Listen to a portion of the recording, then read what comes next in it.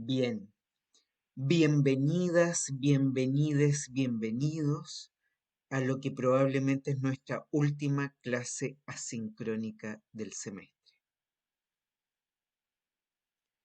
Eh, Obviamente el año pasado no pensábamos que íbamos a estar un segundo año haciendo clases de este modo, pero aquí estamos,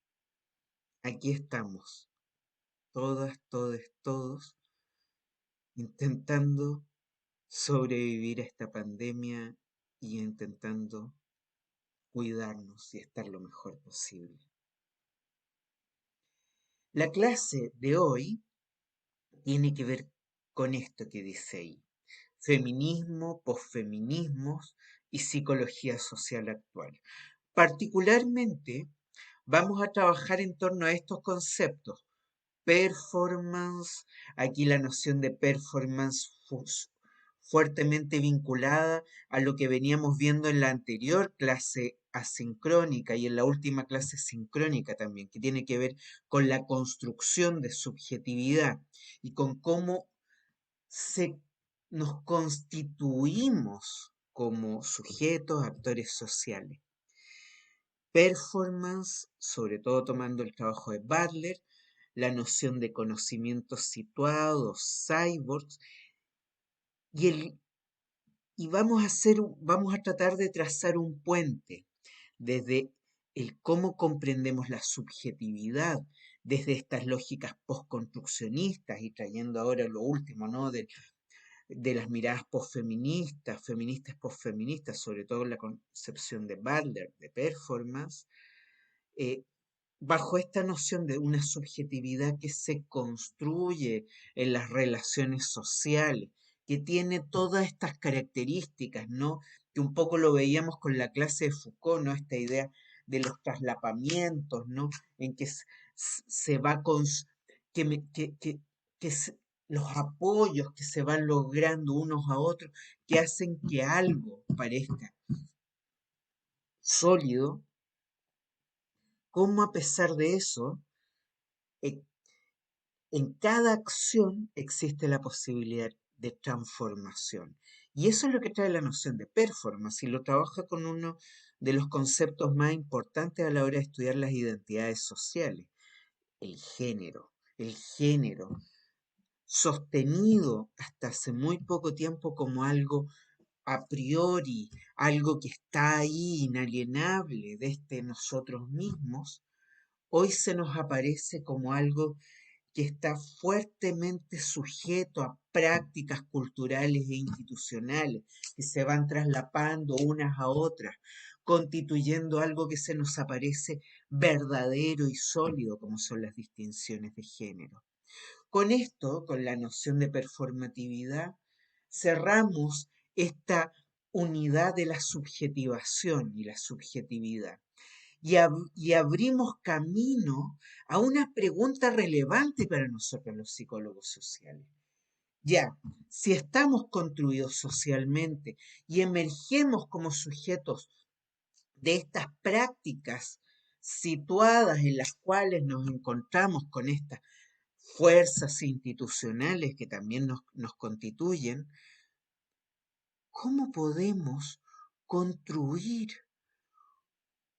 criterios para desarrollar una acción situada, una acción profesional situada, una acción intervención psicosocial?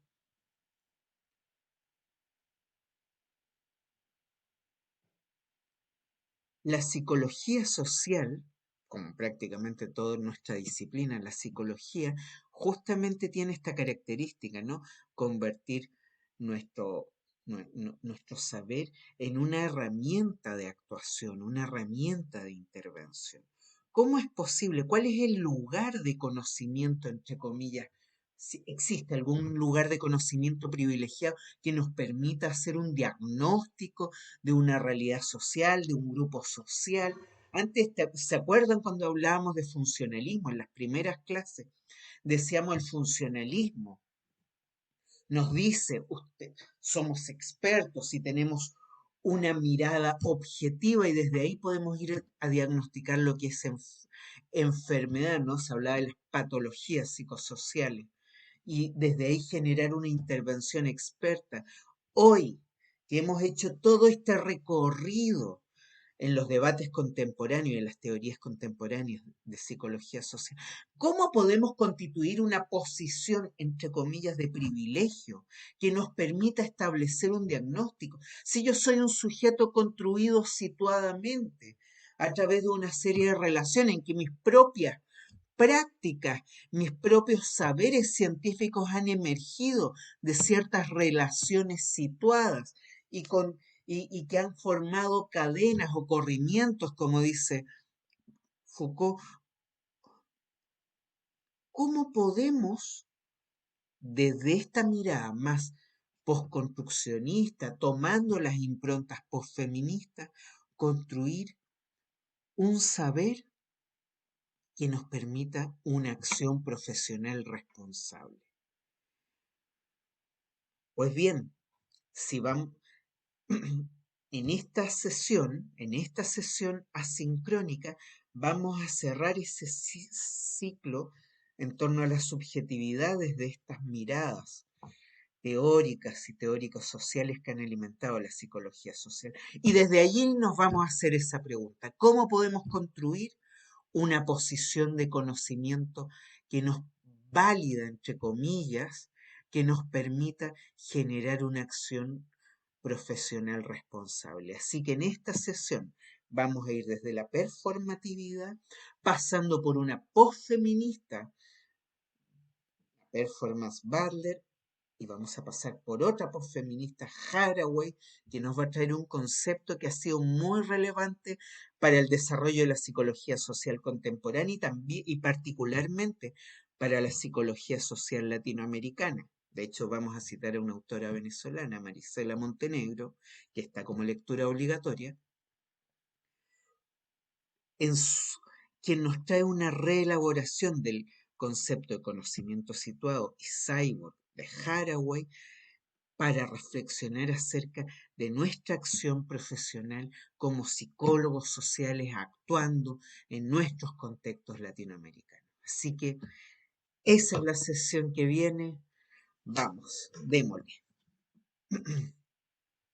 Nosotros pudimos apreciar la clase ya, este es el mapa, ¿no es cierto? Este es el mapa en que hemos ido recorriendo: perspectiva discursiva, teoría de actor-red, y las llamadas psicologías sociales poshumanistas, que se desprenden de la mirada teoría de actor-red, y ahí el trabajo de Tirado, un psicólogo social poshumanista, o Domenech, las perspectivas Foucaultiana y post-Foucaultiana, y particularmente hemos entrado a los estudios de gubernamentalidad, y hemos entrado a esto, las psicologías sociales feministas y posfeministas, y todo esto bajo este marco de elaboración postcolonial y decolonial, que es desde acá, situado en Latinoamérica. Y para hablar de feminismo y posfeminismo en psicología social desde una mirada latinoamericana, trajimos como profesora invitada a Lelia Troncoso, que es doctora en psicología y es académica de la Facultad de Ciencias Sociales de la Universidad de Chile. Ella nos hizo una clase muy completa en torno a feminismo y posfeminismo.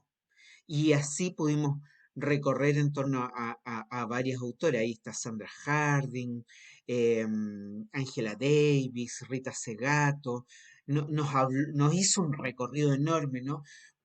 eh, eh, eh, eh, y trajo a la mano estas epistemologías feministas desde la mirada de la psicología social, un cuestionamiento a las prácticas de producción del conocimiento y sus efectos, los saberes androcéntricos, esta ciencia patriarcal y misógena, sorda a las posiciones subalternas. Fíjense en eso, sorda a las posiciones subalternas. Si ustedes vuelven a la clase de Lelia, ella parte con un manifiesto, ¿no? De esta revista feminismo y psicología social.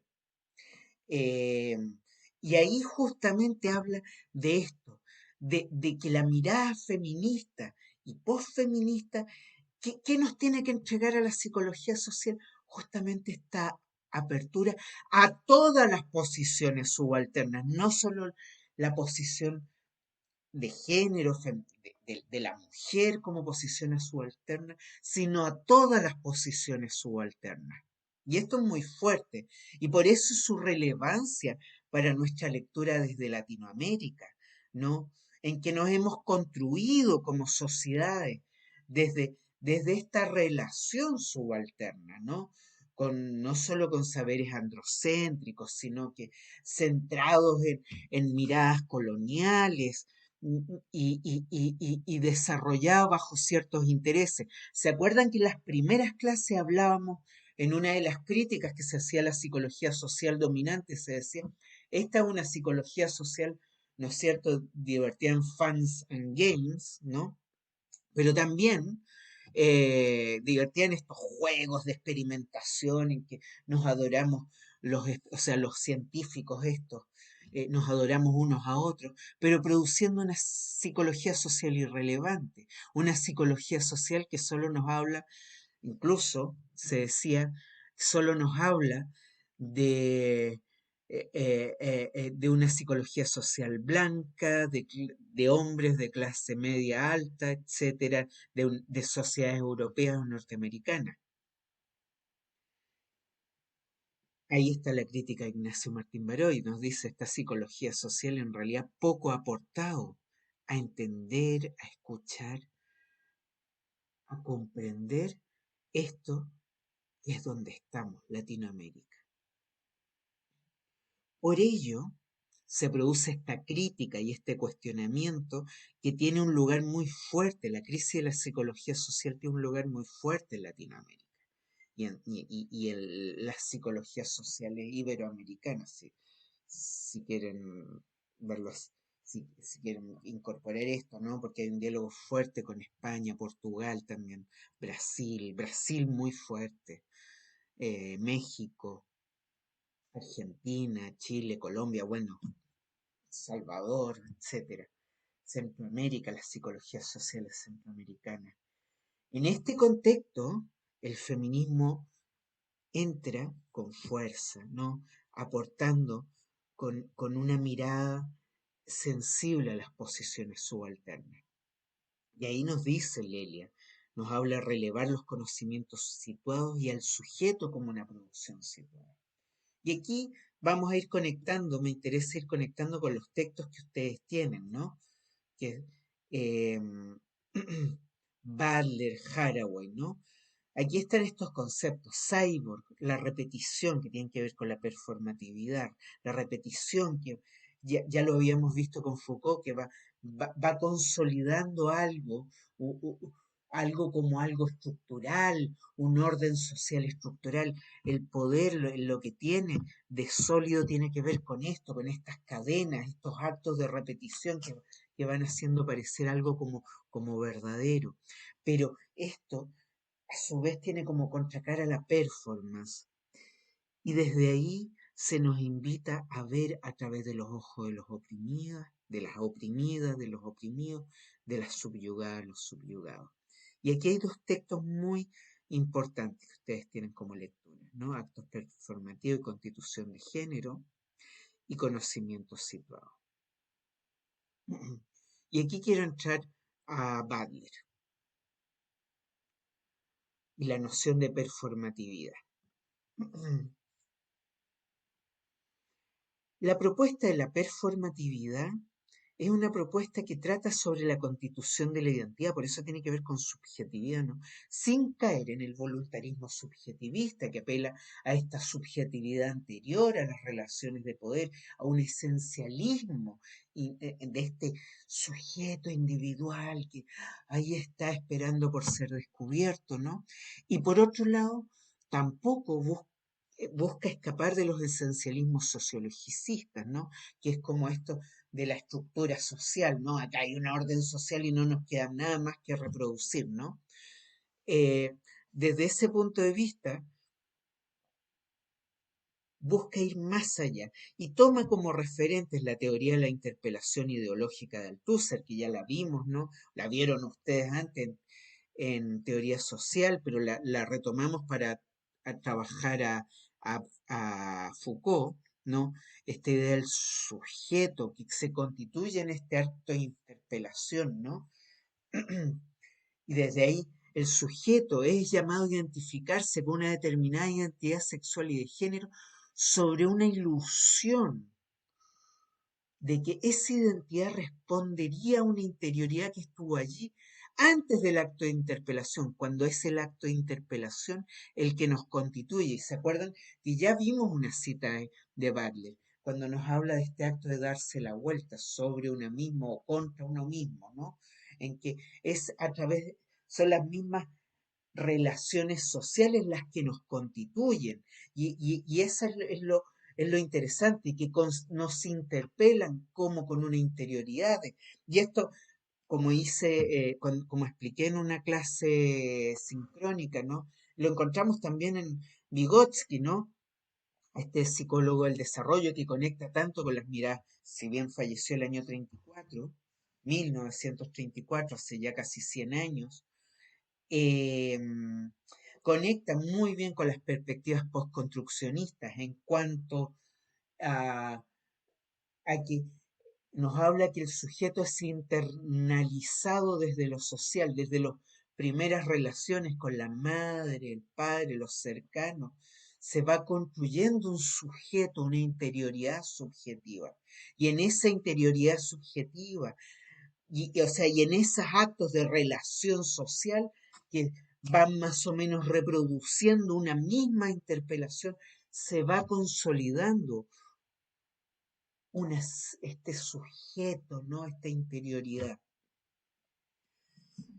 Toma la teoría de los actos de habla de Austin y ahí eh, eh, eh, toma el acto de habla performativo realizativo, ¿no? Que, ¿se acuerdan cuando vimos la teoría de los actos de habla? Es más lo que se hace que lo que se dice en términos referenciales, ¿no? La función pragmática del lenguaje, ¿no? El acto de habla performativo es aquel en el que decir algo equivale a hacer algo, diferente al constatativo o al constatativo descriptivo. Acto que será considerado en términos de su eficacia, de su éxito o fracaso, de lo más importante, los efectos que produce. Y la teoría del poder y la subjetivación de Foucault. Esos son los principales referentes del trabajo de Butler. Y ya lo vimos, ¿no? Este poder que es mucho más molecular y es mucho más imbricado, ¿no? Como relaciones de fuerza que tienen momentos de superposición, pero que nunca logra ser algo acabado o cerrado. Y aquí vamos a trabajar con citas de Butler. El género no es exactamente lo que uno es, ni precisamente lo que uno tiene. El género es el aparato mediante el cual tienen lugar la producción y la normalización de lo masculino y lo femenino.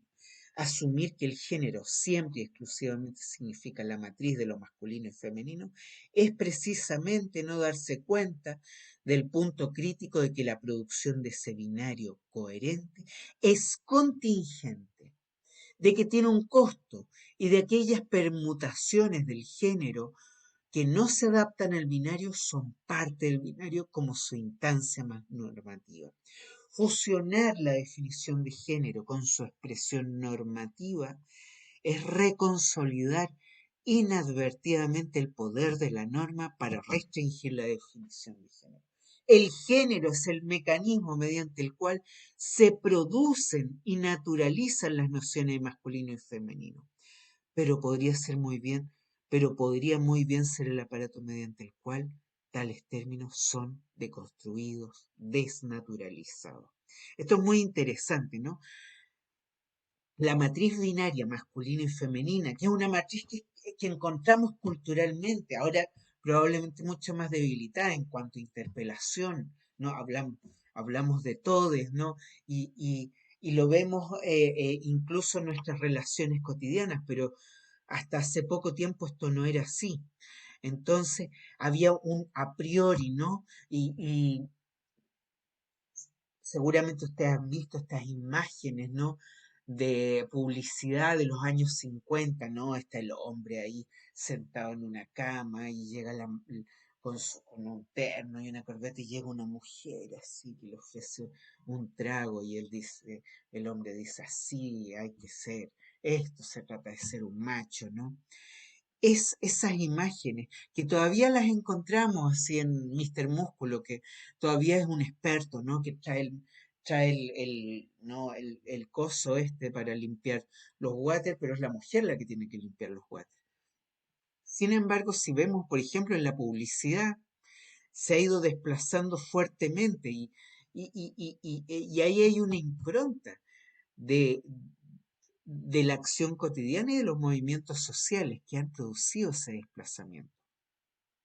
Asumir que el género siempre exclusivamente significa matriz masculino y femenino es precisamente no darse cuenta del punto crítico de que la producción del binario masculino-femenino es contingente lo tenemos aquí al frente, lo tenemos en las relaciones, cuando le regalan al bebé, le regalan la cosita celeste, la cosita rosadita, y vemos en las tiendas que las bueno, de nuevo, y esto yo ya en mi experiencia, ustedes saben, tengo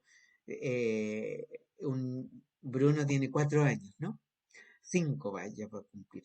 Paulatinamente ha ido cambiando eso y podemos encontrar ropa de muchos colores y ya, y empiezan a ir desapareciendo, pero es el estándar y cuando me regalaron la ropa, esto típico que la hermana mayor, o sea, no, o sea, en realidad yo soy el hermano mayor, mi hermana menor tuvo hijos mucho antes que yo, entonces me regaló las cuestiones todas celestitas y no sé qué. Se está desplazando eso. Pero asumir este binario es aceptar su naturalización. Al contrario, nosotros debemos reconocer que eso es una práctica contingente que se hace en la escuela, se hace en el regalito, se hace en el juguetito que después se regala, etcétera, ¿no?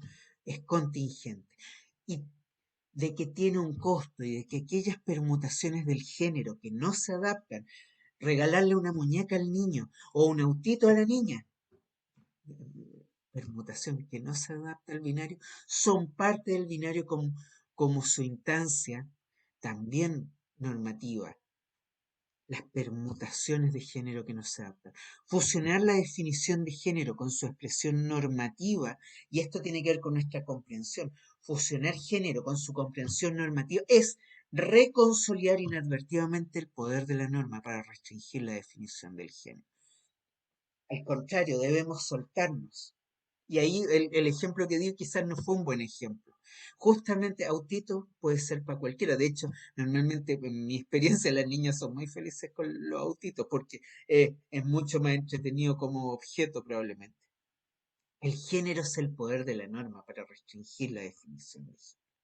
El género es el mecanismo mediante el cual se producen y naturalizan estas nociones masculino y femenino. La performance. De ahí Butler nos... mm, Esto, esto que tenemos acá es bastante central. La performance aparece como una inscripción que no es ni previa ni posterior. La noción de performance es actuación, desempeño, si lo quieren. Es el actuar. Y aquí trae la metáfora del guión, por ejemplo, del teatro, ¿no? Hay un guión prescrito para cada uno de nosotros acerca de cómo debemos actuar. Y ese guión se nos recuerda acá, en cada relación, se nos recuerda en las relaciones mamá-papá, en el jardín infantil, la escuela, en la televisión, etcétera. En la calle se nos recuerda a cada rato. En la publicidad se nos va entregando el guión de cómo debemos hacer, cómo debemos ser y hacer. Pero debemos hacerlo, debemos actuarlo, ¿no? Como el guión del actor o de la actriz, ¿no? La performance, por eso es como esta cosa teatral, ¿no? Esto también lo toma de Goffman, ese es otro de los referentes, no es solo Althusser, no es solo Austin, no es solo Foucault, es también Goffman, ¿no? Aparece como una inscripción que no es ni previa ni posterior, la actuación al sujeto mismo, sino constitutiva y fundante de este. contingente nuevamente, la performance es contingente. Su efectividad no queda limitada al momento de inscripción original, sino más bien la efectividad tiene que ver con la iterabilidad, la repetición, citación continua, enunciación del sujeto. Esto es lo que decíamos, que se consolida. Es aquí donde aparece algo que falla, que es una citación, la actuación, ¿no? La citación de la norma de repente no es citada del mismo modo. Y Butler, en, en ¿cómo se llama? Bodies That Matter y en Gender Trouble, que son los grandes libros, eh, están traducidos al español. Y incluso uno los puede descargar. Cuerpos que importan y Gender That Matter, no me acuerdo, Gender Trouble, no me acuerdo cómo está traducido. Bodies That Matter, cuerpos que importan, y Gender Trouble, que no me acuerdo. Ahí son libros de los años 80 e inicio de los 90. Ella cita al drag queen. El drag queen es la drag queen, le drag queen. Es un personaje muy curioso que además se hace especialmente relevante en esa época, en los 90, los 80, 90. Es Normalmente le drag queen es alto, muy musculoso, con bíceps, espalda ancha, muy masculino, pero anda con muy maquillado, hermosa, llena, así, llena de colores, unos peinados estrafalarios y hermosos, casi espaciales, y una vestimenta normalmente plateada. Busquen imágenes de drag queen, son impresionantes. Allí hay una citación, se cita lo masculino, lo femenino y una otra cosa. Parecen seres espaciales prácticamente, con tacos altos, altos, altos. Y además como el drag queen es muy alto normalmente, muy alto, son gente de más o menos 1,90 m, entonces están con unas plataformas además. Es una cosa, y sus cuerpos, sus espaldas anchas, etcétera. Hay una citación ahí subversiva, en que se cita lo masculino, lo femenino y otras cosas más. Entonces, es aquí donde aparecen los sujetos drags, como experiencia de citación subversiva al objeto de inscripción, citación fuera de contexto y aparición de nuevos significados. Por este uso se cita y se descontextualiza a la vez lo masculino, se descontextualiza en este nuevo otro contexto, se recontextualiza y aquí y opera la resignificación de la ofensa. Lo queer, lo queer. Queer en inglés es maricón, maricones, los queer maricones, la ofensa. Butler toma lo queer, que el movimiento queer en Inglaterra empieza a resignificar esto y empiezan a hacer fiestas queer y moda queer, se resignifica la ofensa y se transforma en una moda. Esto todo ocurre en los fines de los 80 y fuertemente en los 90.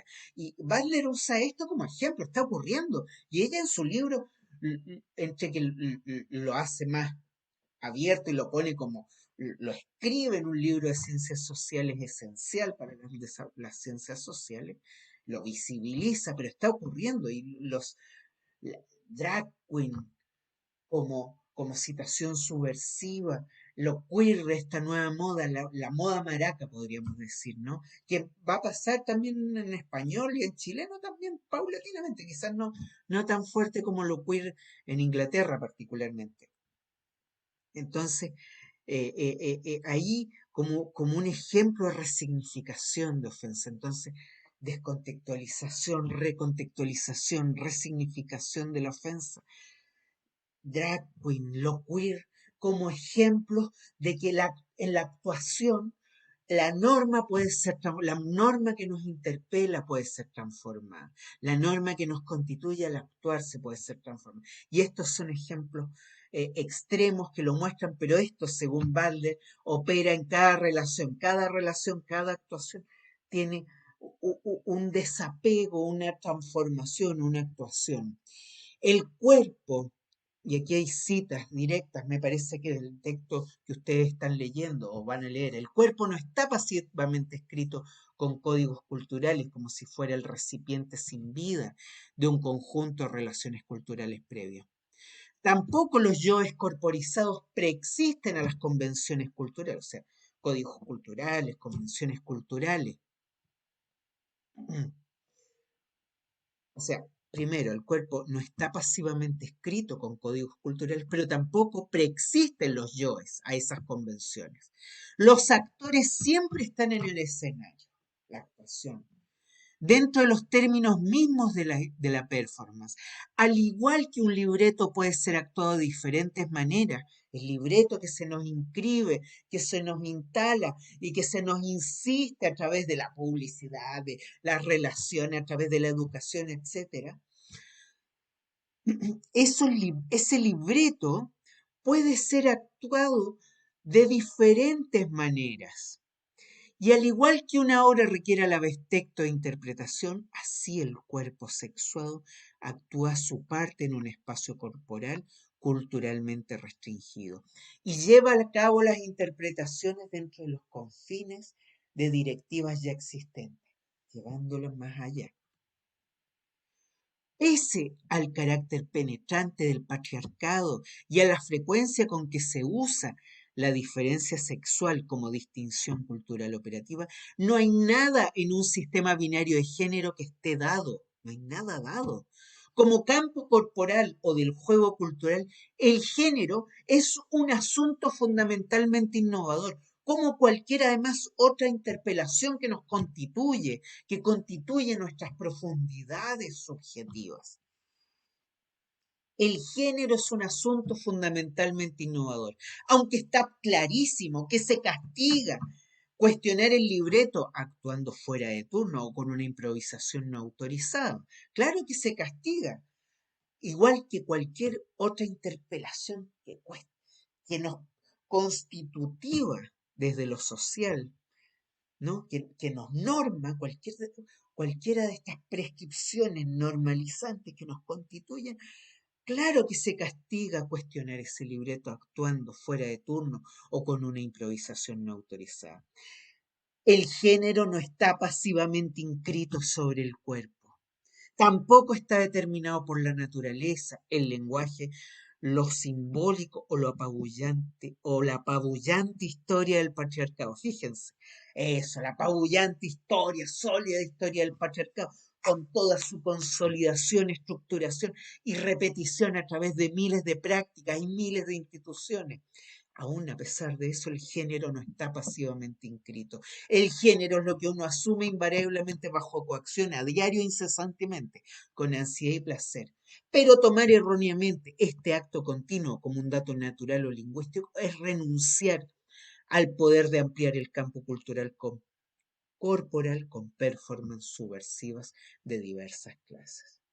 Si ustedes se dan cuenta aquí, con la noción de performance en relación a esto, a la normativización de género y en relación a esta, como dice, historia apabullante del patriarcado, Butler nos muestra, y de eso va una parte importante de su teoría, hoy mucho, mucho más amplia hacia lo que son las relaciones de opresión y transformación en general de lo social. Butler nos muestra a través de esta noción de performance, aquí en relación al tema de género, cómo podemos, de un modo práctico, cómo puede operar esta teoría del poder, ¿no? Que vimos con Foucault. Ella la despliega acá. Si se acuerdan lo que decía Foucault, si nos quedamos con esta idea del poder como aquello consolidado, como el patriarcado, aquello consolidado que ahí está, y no nos queda otra cosa que aceptar su opresión y reproducirlo, no, pues, El patriarcado lo actuamos cotidianamente, lo reproducimos, pero en cada actuación está esa posibilidad, ¿no? De ampliar el campo corporal con performances subversivas de diversas clases. He ahí la posibilidad de transformación. Entonces, aquí vamos a ir entrando a la pregunta en torno a cómo podemos actuar en un contexto social. Fíjense, y ya, fíjense en esto, si las categorías en las que vivimos, en las que nos hemos construido como sujetos, son a su vez construidas y negociadas socialmente desde diversas posiciones de enunciación, sostenidas material y semióticamente, ¿no? ¿Cómo podemos construir una crítica que no solo deconstruya el cómo ha sido sostenida esta verdad del cómo somos y cómo debemos ser y cómo otros son y cómo deben ser, sino que además permita generar transformaciones? Fíjense, hemos discursivismo, ¿no? El discurso como nos constituye, nos interpela como sujetos y la mirada discursiva nos da cuenta de cómo se van produciendo normatividades y se van consolidando. La perspectiva discursiva nos permite deconstruir eso. La teoría actor-red nos muestra que ese orden social, sostenido discursivamente, también es sostenido materialmente. Pero avanza un poquito más la teoría del actor red y nos reconoce que se sostenía material mediante objetos humanos y no humanos, discursividades, etcétera, a través de redes de relación. Redes que son además muy heterogéneas y pone el foco en las relaciones heterogéneas, ¿no? Y nos dice, lo social no es lo que sostiene, sino lo que es sostenido. Y ahí nosotros empezamos a leer a Foucault. Y, nos encontramos con el poder. El poder no era aquello consolidado que creíamos, en realidad es una situación estratégica en un momento dado a partir de una serie de relaciones de fuerza, ¿no? Muy parecido a lo que nos decía la ANT, lo social no es lo que sostiene, es sostenido a través de múltiples relaciones heterogéneas. Con Butler y con el feminismo podemos entrar a esta mirada en torno a cómo somos como sujetos, ¿no? Lo mismo en los estudios de gubernamentalidad, nos decían, el poder, los estudios de gubernamentalidad, el poder tiene su efecto quizás principal en en nuestras sociedades contemporáneas, en nuestras sociedades liberales contemporáneas, en cómo interpela al sujeto. Y el poder funciona fundamentalmente a través del sujeto, a través de la subjetividad y la actuación de este sujeto libre, esta actuación autónoma de un sujeto libre que sigue sus propios deseos, sigue su propia subjetividad, pero esa subjetividad ha sido producida socialmente a través de relaciones heterogéneas. Y ahí llegamos al feminismo, a Butler, que nos dice, ojo, esos guiones que se nos entregan de nuevo, ¿no? Siempre tienen que ser actuados. Y la actuación es situada, es performada continuamente. Y ahí hay posibilidad de transformación. Nosotros somos producciones situadas. Y todo, incluso es esa binariedad que nos interpela subjetivamente. El género realmente no es más que algo que es sostenido mediante una serie de interpelaciones culturales y actuaciones institucionales, pero en su despliegue siempre tiene posibilidades de transformación. Entonces,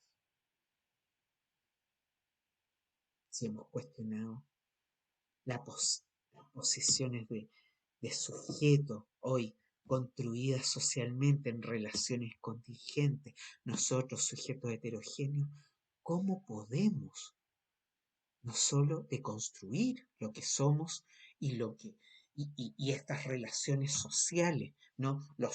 Podemos ahora hacer análisis, de construir lo social y ver cómo es sostenido lo social a través de una serie de relaciones moleculares. Pero además, ¿cómo podemos transformar esto? ¿Cómo podemos establecer qué es lo que debe ser transformado y qué es lo que no debe ser transformado? ¿Yo tengo acaso la posibilidad de una posición de verdad que me permita decir esto está malo? No como el funcionalismo, con su mirada experta. Esto está malo, esto es patológico, una enfermedad y debe ser transformada y yo prescribo el remedio. Desde esta posición crítica en que hemos asumido que incluso como conocedores somos parciales, somos constituidos eh, de un modo incompleto, heterogéneo y situado, ¿cómo podemos decidir qué es lo que hay que transformar? ¿Desde qué lugar podemos decir qué es lo que hay que transformar? ¿Y cómo y quiénes pueden establecer cuál es el camino para ello? Y aquí vamos a entrar, por eso, aquí está, apaga la tele, vive tu vida, vive la vida. La noción de conocimiento situado busca conectarnos y conectar con algo que es lo que Donna Haraway va a llamar la verdad, la verdad situada o los conocimientos situados. La pregunta que se hace Donna Haraway es cómo y desde dónde actuar políticamente y profesionalmente, también éticamente, si todas las aseveraciones que hacemos del mundo son producciones contingentes, sociohistóricamente situadas. ¿Cómo podemos encontrar entonces una posición para actuar políticamente, responsablemente? ¿Qué objetividad es posible, no? Yo que quiero hacer un diagnóstico y una intervención psicosocial, ¿cuál es la objetividad posible? ¿Qué objetivo podemos construir como base para una acción política coherente? Una objetividad que reconozca no solo la heterogeneidad de lo social y de todas las posiciones, que todas las posiciones son heterogéneas, sino además que pueda mirar críticamente las propias tecnologías que manejamos y las propias tecnologías que además intervienen sobre lo social, produciendo posición y conocimiento. Y aquí está esta cita, ¿no?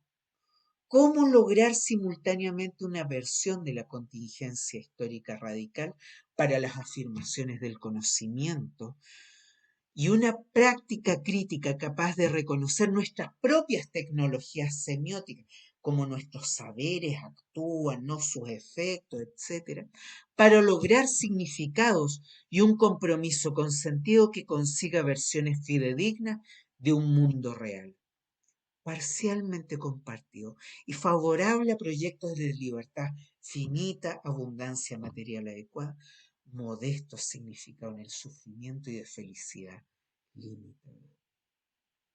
Qué bonito, ¿no? Es muy bonita la cita. ¿Cómo lograr una versión de la contingencia histórica radical, una verdad, ¿no? Para las afirmaciones del conocimiento y una práctica crítica y además una práctica crítica, capaz de reconocer nuestras propias tecnologías semióticas. ¿Cuáles son nuestras tecnologías semióticas? Los conceptos con los cuales nosotros estamos comprendiendo el mundo y comprenderlos y comprendemos a los otros, diagnosticar lo social y prescribir, ¿no?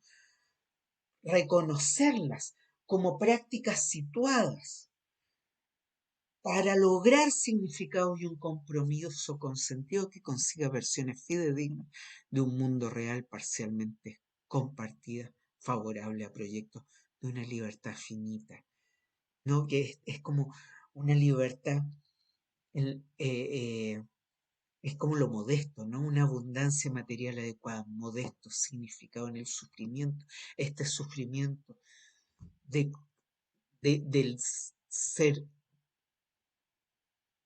producidos socialmente de ciertos modos y a la vez que es un poco lo que nos decían los estudios gubernamentales y también Butler, ¿no? A la vez que somos producidos, somos liberados, sometidos a la vez, ¿no? Es la paradoja de nuestra producción, de nuestra constitución como sujetos, ¿no? Somos posibles como sujetos en cuanto y gracias a estas interpelaciones que nos producen. Estas interpelaciones, por lo tanto, nos prescriben límites, pero también nos permiten, en cuanto debemos actuar esas prescripciones que nos constituyen, al actuarlas, se nos abre la performance, la posibilidad de transformación. Y aquí Butler habla de los trucos divinos. ¿Cuáles son los trucos divinos? Que son además los trucos divinos típicos de las ciencias sociales, de la ciencia en general. Primero, y esto muy centrado en las ciencias sociales, el objetivismo al realismo ingenuo, no el positivismo tradicional. Y aquí incluyen las miradas sociales funcionalistas. Hay una realidad ahí e independiente. Y por otro lado, este relativismo más estructuralista. Todo es reproducción. No hay lugares, no hay posiciones, solo está, no hay otra cosa que una estructura social que nos domina y no nos queda otra cosa que reproducirla. Y estamos todos subordinados y el patriarcado no es más que un orden social y no hay posibilidad de transformación. En base a esos dos trucos divinos, y aquí empiezo a trabajar con Marisela Montenegro, dialogando con Donna Haraway, a partir de estos trucos divinos, la psicología social ha ido prescribiendo formas de intervención, ¿no? Como son los trucos divinos en la intervención social. Una es la intervención experta, y aquí está el texto: conocimiento, agentes y articulaciones, una mirada situada en la intervención social. Los trucos divinos en la intervención social tienen desde la mirada objetivista y funcionalista la intervención experta o dirigida, ¿no? El experto neutral sabe, tiene las categorías y los instrumentos relevantes y prescriben. Se busca mediante la intervención dirigida normalizar el espacio intervenido, ¿no? Aquí hay una patología, esta gente está enferma, ¿no? Este grupo hay que integrarlo socialmente, la noción de integración social, ¿no? Que es, en el fondo, este grupo excluido debe ser integrado en este orden social y les vamos a dar competencias para que puedan integrarse socialmente o los vamos a intervenir normativamente para que entren a este orden. Y por otro lado, tenemos, y esto con mucha fuerza en Latinoamérica, la intervención participativa. Y particularmente ella hace referencia a la intervención participativa tradicional concientizadora. Y aquí están todos los trabajos de Fals-Bordá y otros posteriores que desde las ciencias sociales militantes, mucho trabajo social, psicólogos sociales, sociólogos, entran a hacer esto, concientizar. La gente, los problemas sociales son producto de estructuras que producen relaciones de dominación y opresión, donde el otro es un oprimido y tiene falsa conciencia. Entonces llega el agente externo, que además es el que sabe, o igual de experto que el otro, ¿no? El agente externo, mediante diálogos productivos, genera proceso de concientización. Tú no tienes conciencia, tienes falsa conciencia, yo te voy a inyectar la buena conciencia, yo te voy a, a mostrar que eso que tú ves, eso que tú vives, en realidad estás reproduciendo lo que el opresor quiere que reproduzcas y reproduce por lo tanto, una relación opresiva. Yo te voy a concientizar y te voy a entregar la verdad de una buena conciencia, extirpando esa falsa conciencia. Entonces el agente externo genera proceso de concientización desde una verdad, ¿no? En el que los oprimidos se dan cuenta de esas relaciones de opresión que sostienen estas situaciones.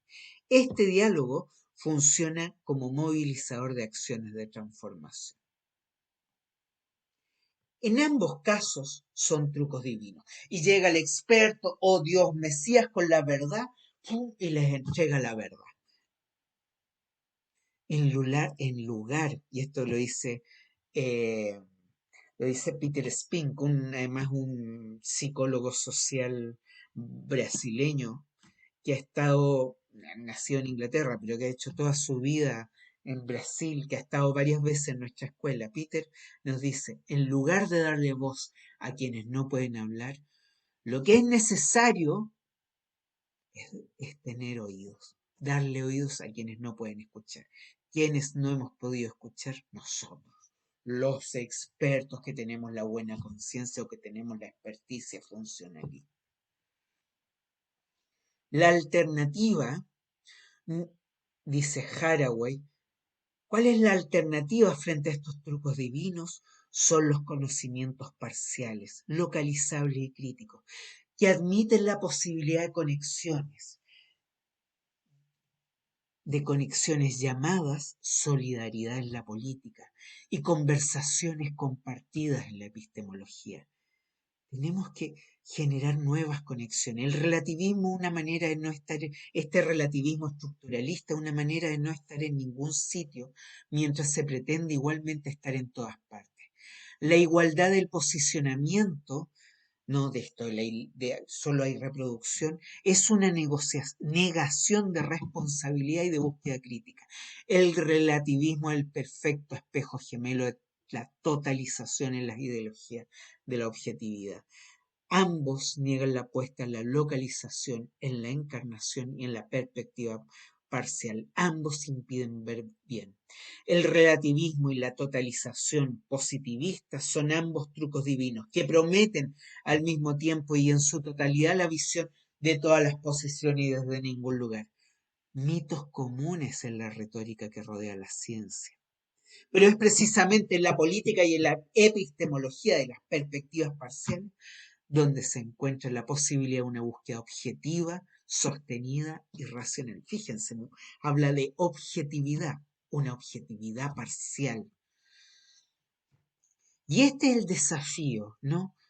Una comprensión participativa, encarnada, situada, conectada con la heterogeneidad de lo social. La comprensión, y aquí traigo otros referentes, Mijail Bakhtin, cuando nos habla de la comprensión participativa. No se orienta a formar una representación exacta de la vivencia de un otro, sino que es realizada desde la propia posición de un sujeto. Yo comprendo, como psicólogo social, también comprendo al otro desde mi historia y mis saberes, reconocidos como parciales.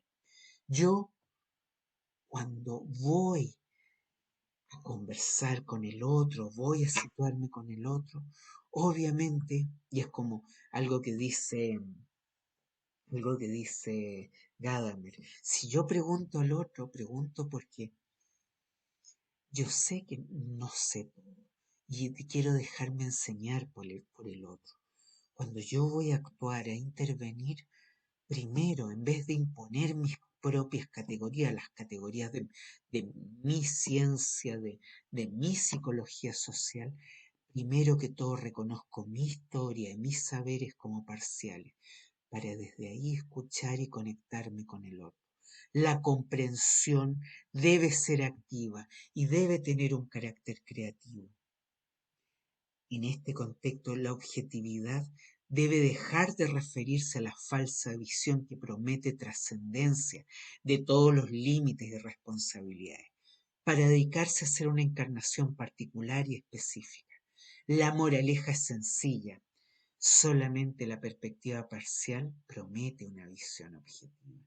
Esa es la perspectiva parcial, que asume que mis saberes son limitados y que pueden servir como una herramienta en un contexto determinado, pero esa herramienta debe ponerse a disposición en una relación creativa, activa con el otro.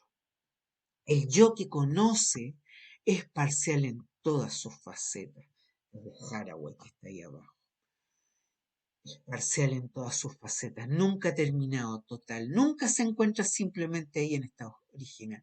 Siempre este yo está construida, remendada de manera imperfecta y por lo tanto es capaz de unirse a una otra, a un otro, de ver junto a esa otra, sin pretender serla. Esta es la promesa de la objetividad, ver junto al otro, conectar, un conocedor científico busca la posesión de sujeto, no la identidad, sino de la objetividad. Es decir, la única objetividad posible es la conexión parcial. El uso del masculino es la traducción del año 89. Obviamente ustedes saben, en inglés no hay esa marca.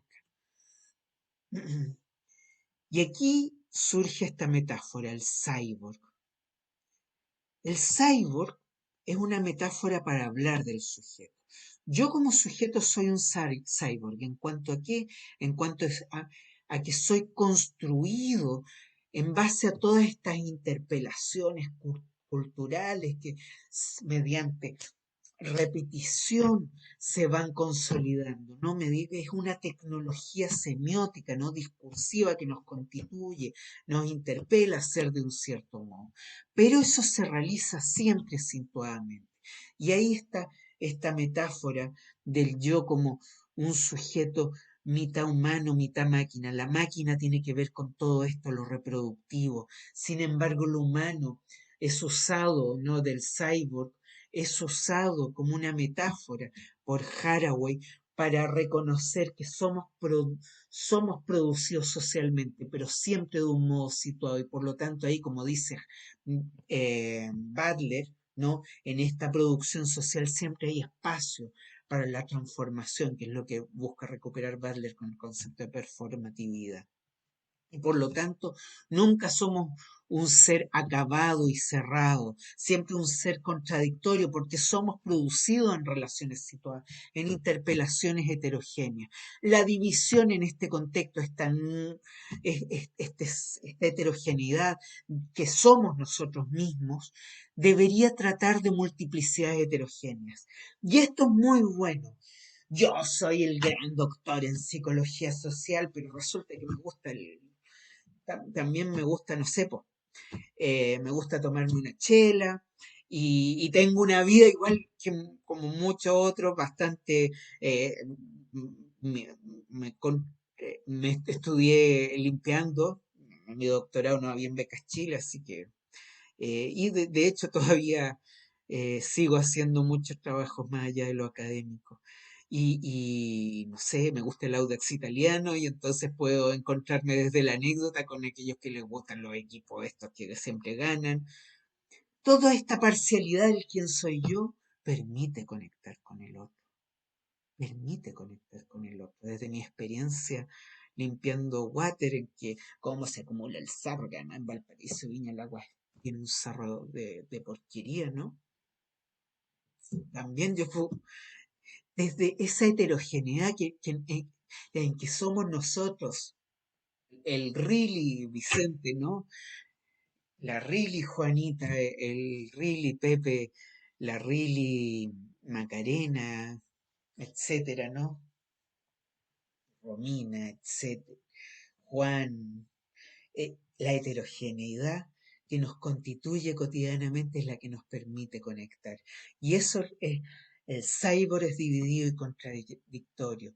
Esas multiplicidades heterogéneas que son simultáneamente necesarias e incapaces de ser apiñadas en niveles isomórficos de lista acumulativa. Eso somos nosotros, somos súper heterogéneos.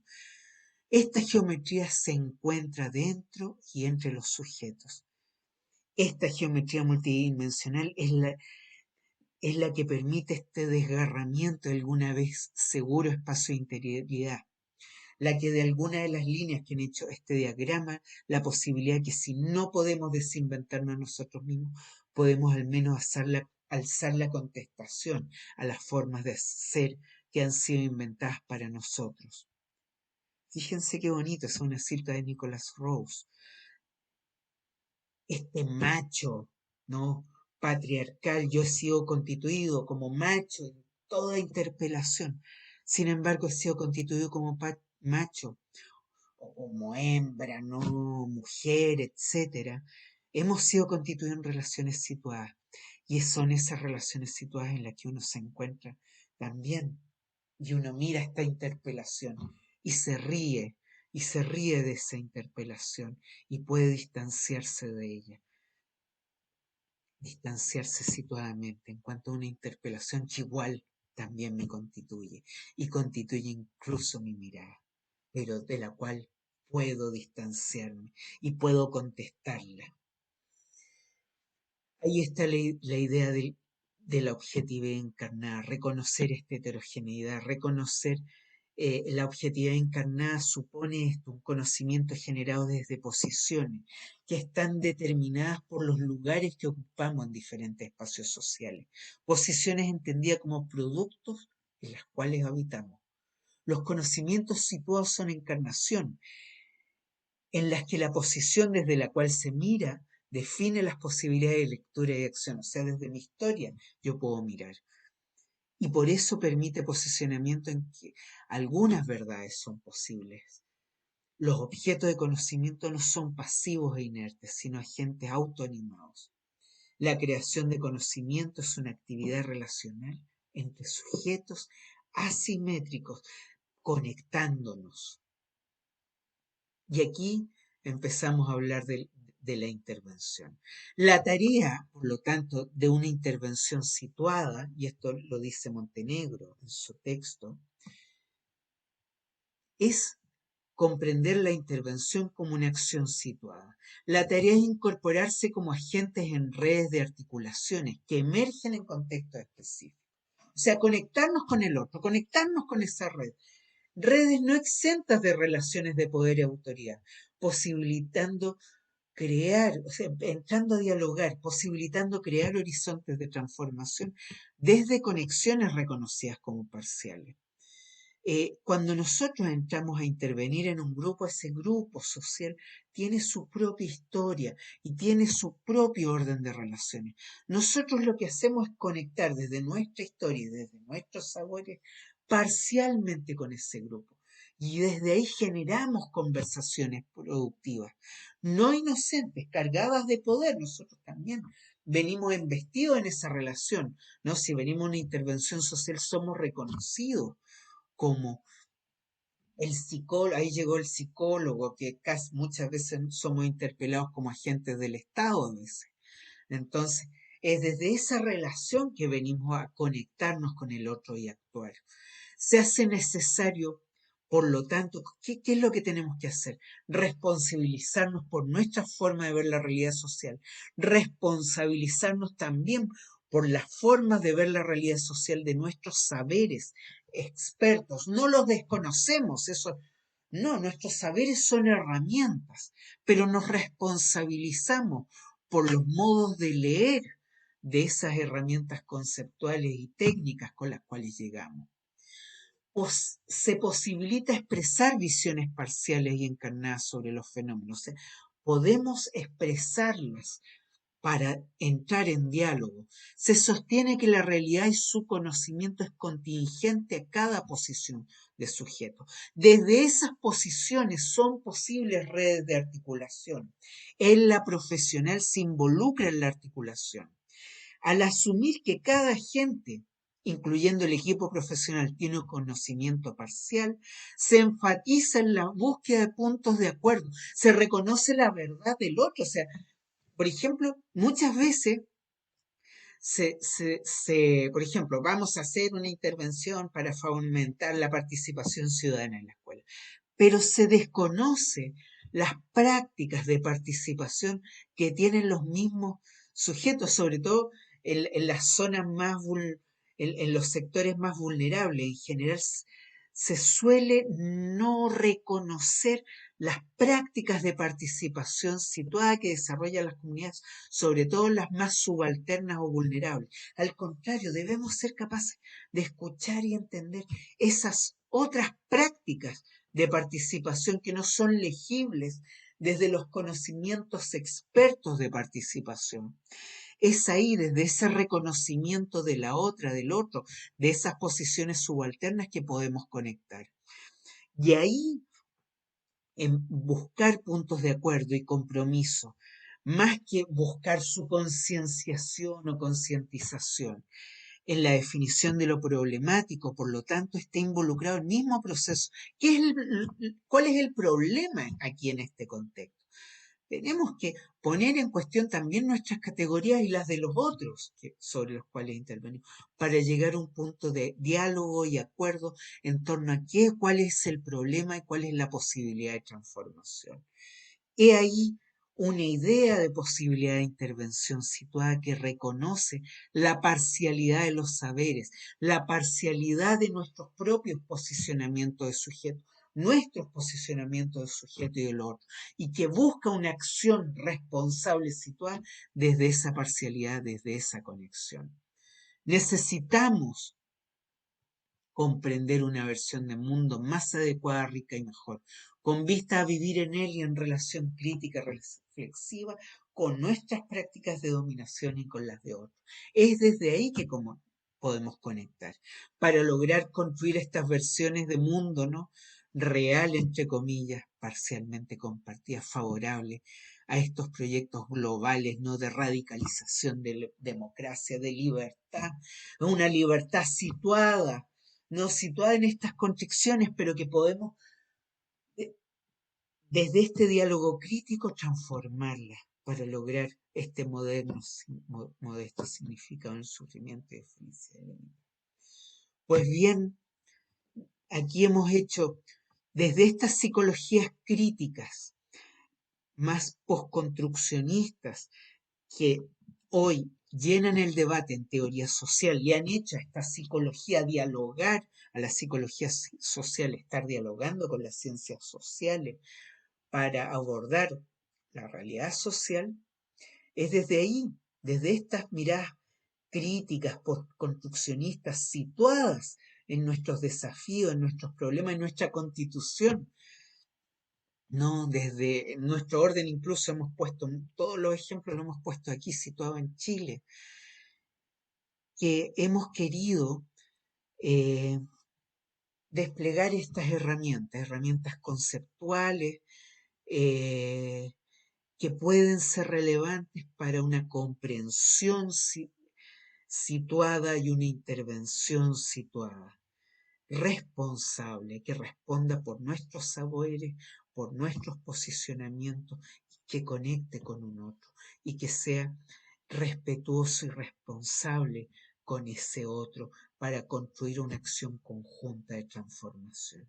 Nuestros saberes, nuestros análisis, el análisis de discurso, que es un análisis que aborda de un modo muy riguroso los textos sociales, la perspectiva de la teoría del actor red, que nos permite comprender toda esta red que sostiene aquellas prácticas que se normalizan, etcétera, que sostienen un ordenamiento social, lo mismo la teoría del poder de Foucault, las miradas de los estudios de gubernamentalidad con sus análisis finos en torno a estrategias, tecnologías, cómo son sostenidas autoridades en esta forma de construir lo social,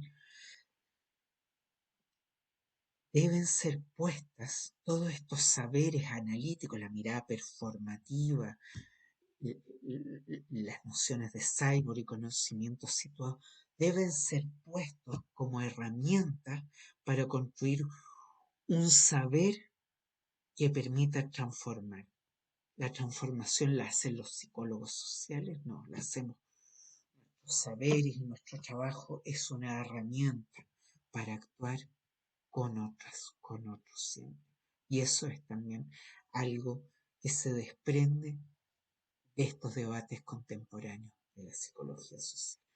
Muchas gracias, cuídense mucho y nos veremos en la próxima clase sincrónica. Abrazos.